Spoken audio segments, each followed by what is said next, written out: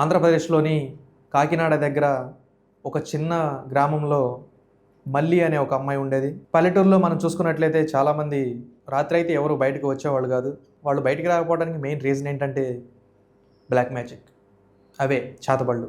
అంతరిక్ష రహస్యాలను కనుక్కునేందుకు రాకెట్లని ఆకాశాలకు పంపించే స్థాయికి మన సైన్స్ ఎదిగిన ఈ పల్లెటూరు వాళ్ళు మాత్రం రాత్రి అయితే ఈ చేతబళ్ళకి భయపడుతూనే ఉంటారు. ఇంకా చాలామంది రాత్రి అయితే ఆ పల్లెటూర్ల మీద నుంచి వెళ్ళడానికి కానీ, ఆ పల్లెటూరుల నుంచి రావడానికి కానీ, ఆ పల్లెటూరులో ఉండేవాళ్ళు కూడా బయటకు రావడానికి కూడా చాలామంది ఇష్టపడరు. ఎందుకంటే ఈ చేతబళ్ళు ఇవన్నీ జరుగుతాయని వాళ్ళు నమ్ముతారు కాబట్టి. సో స్టోరీలోకి వచ్చేస్తే, ఈ మళ్ళీ ఉండే ఊరు చాలా అందంగా ఉంటుంది.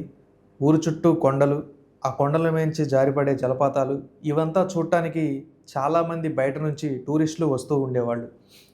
వీళ్ళ నాన్నగారు ఆ ఊరికి సర్పంచ్ మాత్రమే కాదు, ఆ ఊరికి వచ్చిన టూరిస్టులకి ఈ ప్రాంతాలను చూపించే ఒక గైడ్ కూడా. వీళ్ళ నాన్నకి ఏదైనా చిన్న పని ఉంటే ఈ మళ్ళీనే ఆ టూరిస్టులను తీసుకువెళ్ళి ఆ ప్రదేశాలన్నీ తిప్పి చూపించేది.